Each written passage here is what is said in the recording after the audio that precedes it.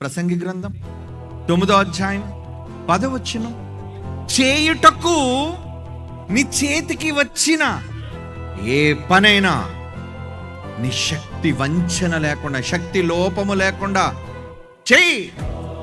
ఎందుకంటే నువ్వు ఒకవేళ భూమి మీద కన్ను మూసి పాతాళానికి పోతే నీవు పోయే పాతాళంలో పని లేదు, ఉపాయము లేదు, తెలివితేటలు లేవు, జ్ఞానమైనను లేదు. అంటే భూమి మీద కన్ను మూస్తే పోయేది పాతాళం. మరి పాతాళానికి వెళ్లే ముందు పనులేవి? మీ పనిలో ఉన్నారా, ఆయన పనిలో ఉన్నారా?